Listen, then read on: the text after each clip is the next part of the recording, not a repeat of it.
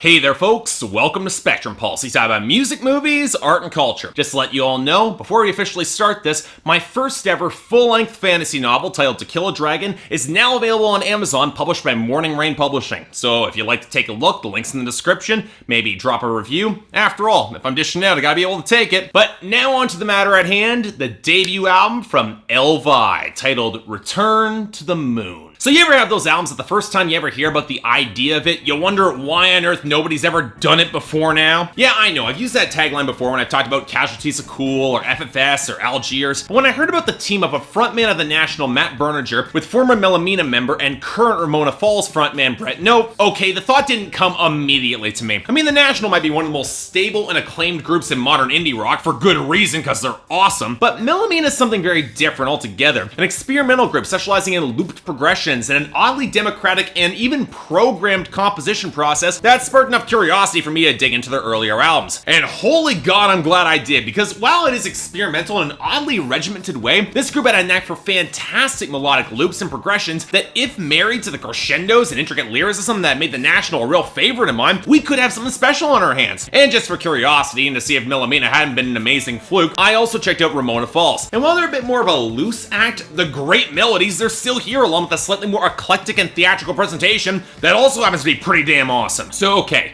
two great indie rock tastes coming together to make an album that Matt Berninger has described as his most personal and also inspired by a blend of the musical Grease and the punk band Minutemen. And if you should know about the Minutemen, because they're awesome, and Double Nickels on the Dime is a goddamn classic record, look, this album was bound to be interesting with those influences at least. So was I right? Well, I'm of two minds when it comes to this album, because on the first 4 or 5 listens, I was so sucked into the instrumentation and the melodic grooves and the great production and Matt Berninger's dulcet tones that I found it hard to dislike anything I was hearing. And I figured that if Berninger was going back to the pseudo-nonsensical lyrics he had back on Alligator, I shouldn't care all that much about deconstructing what he was doing here, right? So I figured one deeper read-through would be enough to really cover the lyrics, and then 6 more listens later, I'm convinced that the story this record is trying to tell is where this album treads into some complicated territory. Because at its core, if Return to the Moon by Elvi is inspired by Grease, it's about the absolute worst elements of Danny and Sandy facing the inevitable sour consequences that you don't see on screen. And the twisted part, the album completely knows that. It's playing it by way of Father John Misty crosses the Black Keys as Turn Blue. Not as good as the former, I'll admit that. Definitely better than the latter. And with one of the weirdest emotional chorus I've heard in a while, but yet one that I found incredibly compelling, and in my opinion, one of the best records of this year, even though I highly admit that will be a controversial statement. So let's start with the simplest part of this conversation,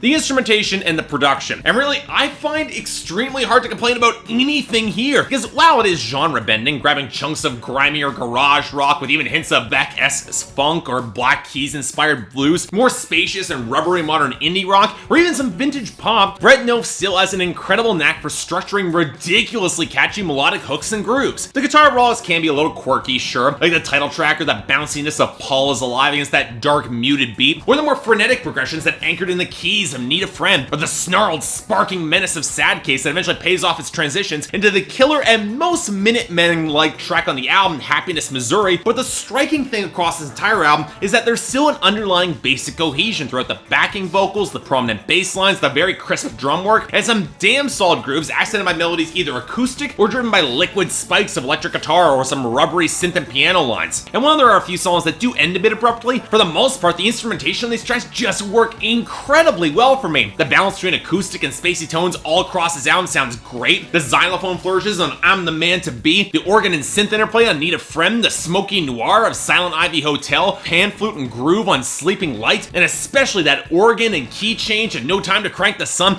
absolutely fantastic. I'm honestly having a hard time finding flaws or problems with the compositions. I mean, some of the synth tones can be a little bit weird or not too much to my taste, like the warble on It's a Game or that tinny organ strings in Silent Ivy Hotel, but really, those are minor complaints. Most of the instrumentation on this album is fantastically catchy and genuinely great. And it's a similar case with Matt Berninger's vocals. I mean, I've liked his liquid baritone in The National for years now, but pairing him with more eclectic instrumentation, it plays him out of his elements almost immediately. Now, Knopf does his best to smooth over the edges with some filters and plenty of backing vocals, male and female, but Berninger's consistent stability and weary delivery lends an anchor point to these songs that's just self-aware enough to color his heartfelt delivery. And while there are a few points where he pushes towards some of his upper register, which is a little questionable for me, for the most part he he plays the perennially depressed sad sack just well enough to win us over and win our sympathy, but not quite enough for us to ignore the fact that across most of this album, he's being a raging asshole. And just like Father John Misty ahead of him, not only does he blunt some of the sting with humor, he also frames the situation as the furthest thing from glorification. Now, this sticks to the lyrics. Remember when I referenced Turn Blue by the Black Keys, an album about a relationship between two terrible people for all the wrong reasons that they really should just break up already? Yeah, Return to the Moon plays in a very similar vein, albeit with a splash of the Weeknd's blunt honesty owning up to his melancholy and bad behavior, and Beck's willfully perverse sense of humor that we really don't see enough from Beck these days. It immediately helps that the record has a thin narrative between the characters of Michael and Didi, very loosely tied to Mike Watt and D. Boone and Minutemen, flipping the gender in the latter case, which adds a little bit of welcome distance to temper all that autobiography. And that's definitely a good thing, because if Michael is Berninger's closest avatar, he's not likable. He's a guy who falls into rock stardom he doesn't feel he deserves or fit comfortably in, but he does it anyway, who can behave like a strutting drunken ass on stage that's still practicing autoerotic asphyxiation and wearing a collared shirt with the words "fuck me" emblazoned on the front. The green one, he adds, if only to highlight how little he's different from the rest of the meat-headed dicks who would wear such a shirt. Hell,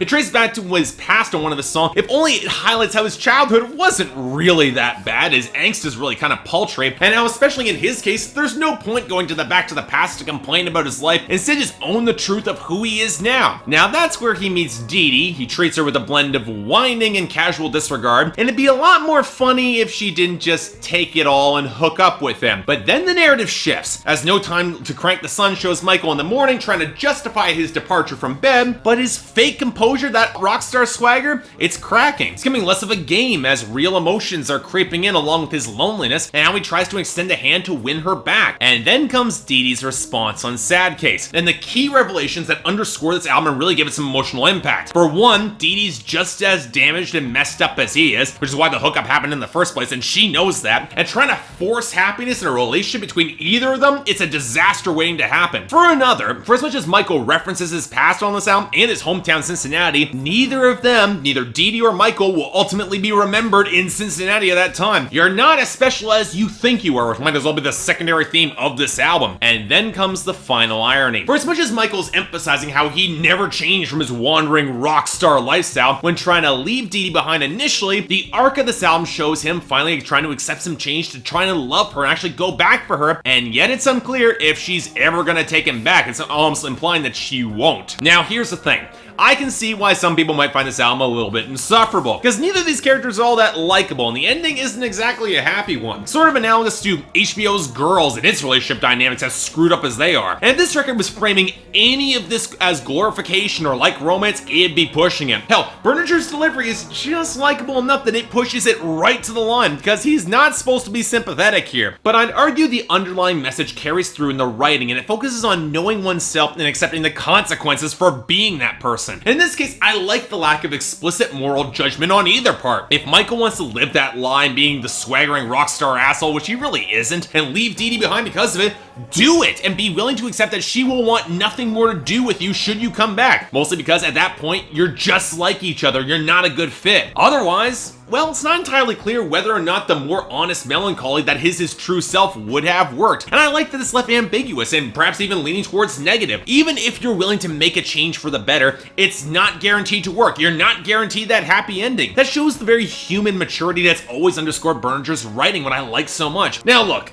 in the end, this is going to be a polarizing album, almost like Girls is a polarizing TV series. And just like Girls, I don't exactly find it incredibly funny. There is a sense of humor here, but it's kind of understated. But there is a core to the central relationship and conflict on this album that I can't help but find very potent. And for as sleazy, ugly, and filled with insufferable white boy angst as this album is, it's smart enough to be right along with you and scoffing at it, even if deep down there's the uncomfortable realization that it's not as far removed from you as you'd like to think that it is. But when you pair it with some of the most catchy, quirky, and melodic indie rock that I've heard this year, yeah, I gotta say it, guys, this album hit me really hard, and it works really damn well. Granted, I'm gonna rate this highly, as in it's getting a light 9 out of 10 for me, but it's a very, very highly qualified recommendation. Again, this album, it's polarizing, and I can see if you're not a fan of the National, or Menomena, or lyrical arcs like this, you probably won't like this album. Hell, I can see you guys hating this album, but you know what? When the melodic grooves are this potent, and the writing is this emotive and intelligent, and the delivery is this powerful, yeah folks,